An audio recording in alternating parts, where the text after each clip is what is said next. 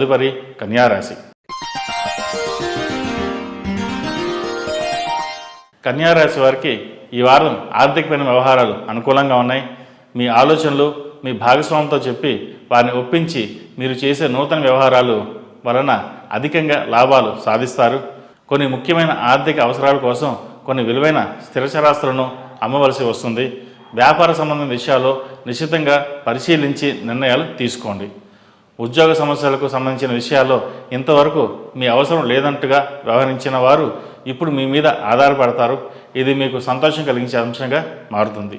H1B వీసాకు సంబంధించిన ప్రయత్నాలు చేయండి. మానసిక ప్రశాంతతకు మనోధైర్యాన్ని ఎక్కువ ప్రాధాన్యతను ఇవ్వండి. విద్యార్థులకు కాలం అనుకూలంగా ఉంది. మానసిక ధైర్యంతో ముందుకు సాగండి, కార్యం సిద్ధిస్తుంది. గృహం కొనాలన్న మీ ప్రయత్నం సిద్ధిస్తుంది. ప్రతి పని స్వయంగా చూసుకోవడానికి ఇష్టపడతారు. ఇతరులు నమ్మి ముఖ్యమైన పనులను అప్పగించారు.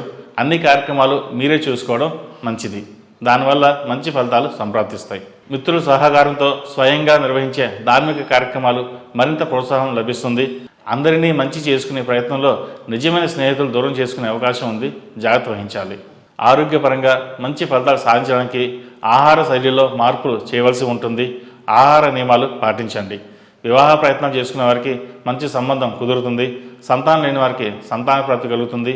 ఎంత వద్దనుకున్నా వివాహాది శుభకార్యాల విషయంలో మధ్యవర్తిత్వం లేకుండా చూసుకోండి. కుటుంబంలో ఐక్యమత్యత కోసం ముఖ్యంగా జీవిత భాగస్వామితో విభేదాలు రాకుండా ఉండడానికి ప్రయత్నించండి. చిన్న మనస్పర్ధలు వచ్చే అవకాశం ఉంది. కోర్టు తీర్పులు అనుకూలంగా వస్తాయి, కానీ కాస్త ఆలస్యంగా వస్తాయి. ఈ రాశిలో జన్మించిన వారికి కలిసి వచ్చే సంఖ్య నంబర్ 5, కలిసి వచ్చే దిక్కు తూర్పు, కలిసి వచ్చే రంగు గ్రే. ఈ రాశివారు ప్రతిరోజు ప్రతినిత్యం ఓం నమస్తే ఒత్తులతో దీపారాధన చేయండి. అలాగే ప్రతిరోజు అమ్మవారికి ఆరావళి కుంకుమతో పూజించడం చెప్పదగినది. ఈ రాశివారు ముఖ్యంగా మెహదా దక్షిణామూర్తి రూపు ధరించడం చెప్పదగిన సూచన.